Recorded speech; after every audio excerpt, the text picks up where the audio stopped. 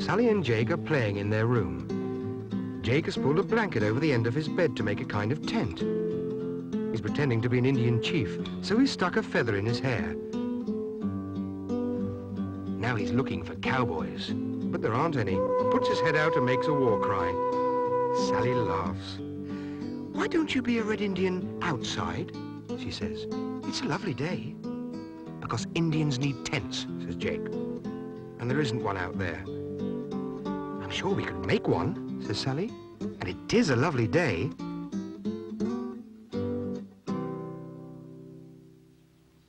They go to ask Granny about making a tent.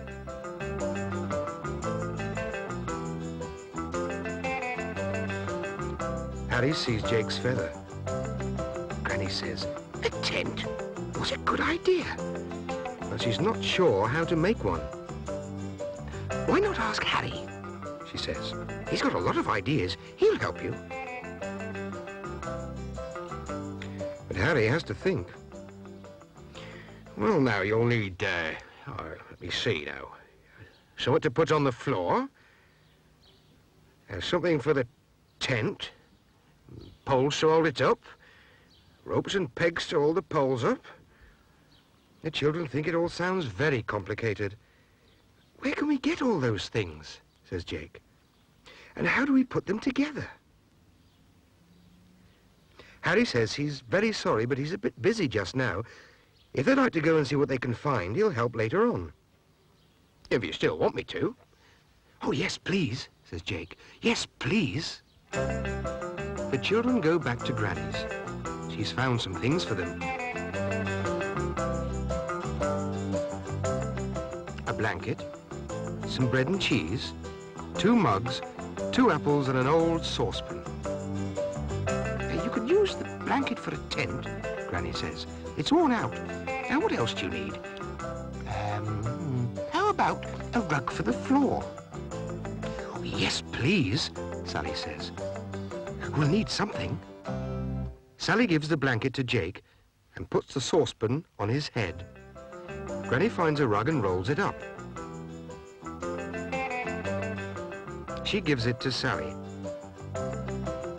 Jake drops everything except the blanket. Granny loads him up again. Sally crawls after an apple that's rolling on the floor. At last, she catches it.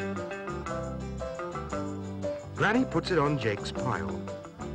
The children are ready now to go camping.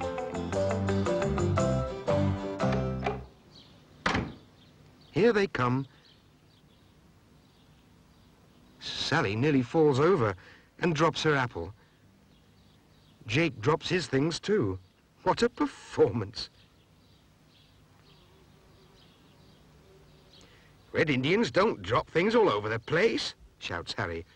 "He's no good leaving trails." Then he laughs. "Oh dear, oh dear." The children show him what they've got. Sally says they still need some things, though, if Harry can help.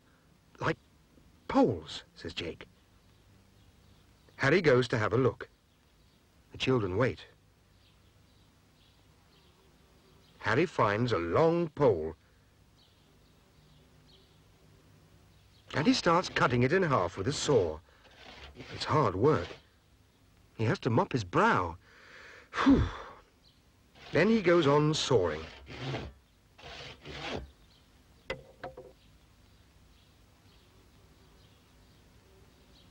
"Here we are," he says. 2 poles," and tucks them under Jake's arm.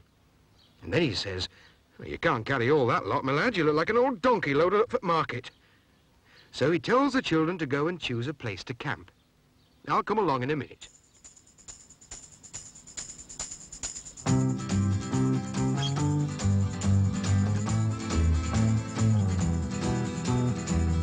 Sally and Jake walk into the field behind the barn.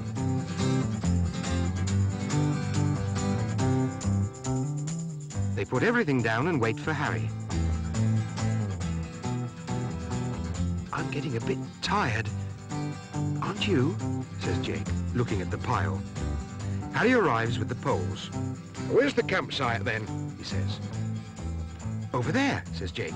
"Over there." says Sally, pointing somewhere else. Oh, dear. Harry laughs. That's a good start, he says. That's a good start. He gives the children a pole each and ties some string on. Ah, there you are. It's like a washing line. The children move away from each other. It is like a washing line. Harry knocks the poles into the ground with his wooden mallet. And then he ties some more string on to keep the poles upright. He fixes it to the pegs. Oh, that's his finger. Right you are then, almost ready, says Harry. He looks round. There's not a Red Indian in sight. Where are they? They're not down there. Bless my soul. Beats me. They must have gone off chasing cowboys. I wonder. Sally and Jake are hiding. They come out. Help! Help! Shouts Harry. Then they all laugh. But Harry must get back to work. You can finish your tent now. It's all fixed. Sally and Jake try to lift the blanket over the string. Oh, it's too heavy for them. They fall in a heap. So they try again. And they fall again. Jake tries a different way. He still can't do it. Now he really does look like an Indian chief.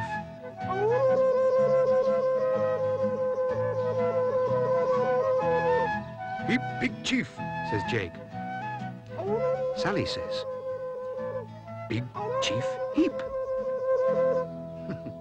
Jake thinks it's time to have a feast now and do some cooking. Sally collects some sticks for the fire.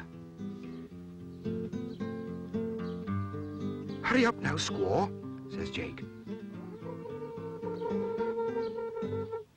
I'm hungry. Sally puts the sticks down. What are we having? Jake asks.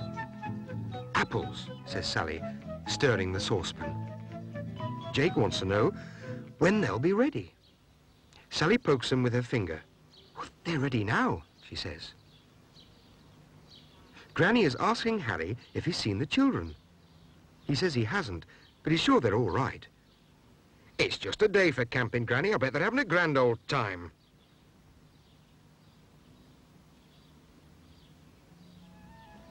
Sally and Jake are trying to lift the blanket again, but they're getting in an awful mess. That's a good idea, says Jake. Let's lie down.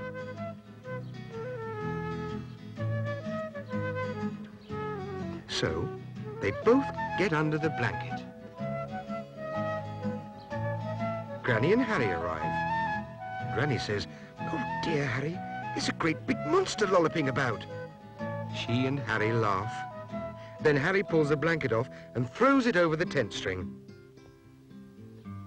"Where's the feast then?" he says, looking all round. "I thought there'd be a feast, didn't you, Granny?" "Well, regular things feasts are with Red Indians, and I'm starving hungry too." "So am I," says Granny. "So am I." "Oh, we've had one feast," says Jake. "Only a little one," Sally says. "Oh, well, maybe we can find another feast at home then," says Granny. Harry thinks that's a good idea. "Come on then, campers." And off they go. Sly looks out of the tent. "I've never been camping before," he says. "It's quite exciting, isn't it? Quite exciting." Sally and Jake and their mother and father and Granny and Sly the cat and Harry too. All of them live in a village called Imbledale, where there's always lots of things to do. Sally and Jake enjoy each day. Sly is never far away. Mother and father both work in a little shop. Granny's often busy, Harry is too. But all of them are happy in the village of Dimbledale, 'cause there's always lots of things to do.